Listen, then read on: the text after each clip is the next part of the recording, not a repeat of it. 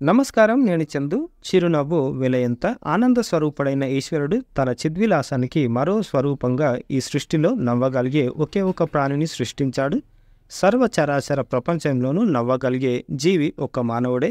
నవ్వవు జంతువు నరుడు నవ్వును, నవ్వులు చిత్తవృత్తికి దివ్యలు అంటూ జాషువా కవి పువ్వుల్లా ప్రేమరసాన్ని వెదజల్లేవే విశుద్ధమైన నవ్వులని, నవ్వు దుఃఖాన్ని హరిస్తుందని, వ్యాధులకు అది మహాదౌషధమని పేర్కొన్నాడు. నవ్వు శారీరక ప్రక్రియ, మనిషి సహజ ప్రవృత్తుల్లో ఒకటి.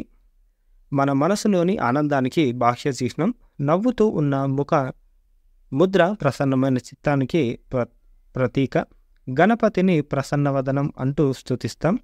కడుపు నిండా పాలు తాగిన పసిపాప నవ్వుతుంది. క్రమంగా శారీరక పుష్టితో పాటు మానసిక తుష్టి కలిగి నవ్వడం అలవాటుగా మారి నరనరాల్లో జీర్ణించి సంస్కారప్రాయంగా మనిషి ప్రవర్తనలో భాగమవుతుంది.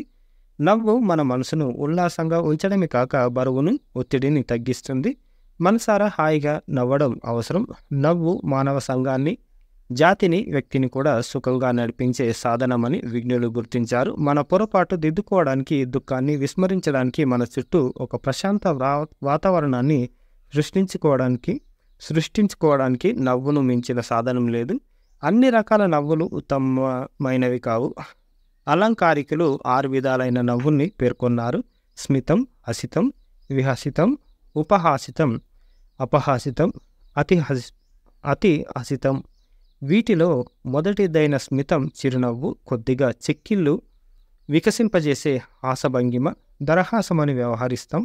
మల్లె పువ్వుల వదనంపై విరిసేది చిరునవ్వు. దరహాస చంద్రికలు అంటూ చిరునవ్వును వెన్నెలగా వర్ణిస్తారు కవులు. చిరునవ్వు ప్రేమకు, స్నేహానికి తొలి రూపం.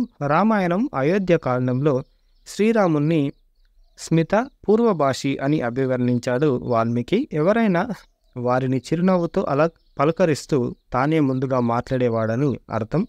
గౌతమ బుద్ధుడు కరుణాశువు. ధర్మ ప్రచారంలో ఎన్నో అవరోధాలను ఎదుర్కొన్నాడు. శత్రుత్వం పూనిన వారిని చిరునవ్వుతో జయించాడు. అంగులి మాలుడనే క్రూరుని సైతం మందస్మితంతో కూడిన మధుర భాషణంతో మార్చివేశాడు. తన బోధనల్ని తప్పుపడుతూ దుష్ప్రచారం సాగించిన వారికి చిరునవ్వుతోనే సమాధానం చెప్పాడు. ప్రేమ, కరుణ నిండిన హృదయానికి పెదవులపై విరిసిన చిరునవ్వే ప్రతిబింబం. గోపాలకృష్ణుడు నవ్వు రాజిల్లేడు మోమువాడు అంటాడు పోతన. అప్రియ వచనమైన చిరునవ్వుతో చెప్పాలి. ఎదుటివారి దోషాల్ని వెల్లడించినప్పుడు ముఖం ప్రసన్నంగా ఉంటే వారు నొచ్చుకోకుండా ఆ మాటలు అర్థం చేసుకుంటారు. ముఖంలో చిరాకు, కోపం ఉంటే 10 మందిలో మనిషికి గౌరవం ఉండదు. చిరునవ్వుతో మాట్లాడేవారికి జనాకర్షణ ఎక్కువ. సభల్లో ప్రసంగించేవారికి చిరునవ్వే అలంకారం. ఇంటికి వచ్చిన అతిథులకు చిరునవ్వుతో స్వాగతం పలకాలి. దాన ధర్మాలు చేసేటప్పుడు ముఖంపై చిరునవ్వులుండాలి. ఎవరైనా వారి కష్టం చెప్పుకున్నప్పుడు సహాయం చేయలేకపోయినా నవ్వు ముఖంతో వారి మాటలు వినాలి. సహనానికి నవ్వు గుర్తు. విమర్శలు చేసేవారికి నిష్కారణంగా ముఖం మీదే నిందించేవారికి మర్యాదపూర్వకమైన చిరునవ్వే తిరస్కారం. గాంధీ ప్రత్యర్థుల్ని చిరునవ్వుతోనే ఎదుర్కొనేవారు. నువ్వు నవ్వితే లోకం నీతో పాటు నవ్వుతుంది, నువ్వేడుస్తుంటే మాత్రం నువ్వొక్కడివే ఏడుస్తావు అంటాడు బీర్బల్. అందుకే ముఖంపై చిరునవ్వును వెలిగిద్దాం. మన చుట్టూ ఉన్న వాతావరణాన్ని వీలైనంత వరకు ఆహ్లాదమయం చేద్దాం అని డాక్టర్ దామెర వెంకట సూర్యారావు గారు రాసిన అంతర్యామి ఇది. ఇదన్నమాట ఈరోజుకు సంబంధించిన ఆర్టికలే. చిరునవ్వు వేళ ఎంత.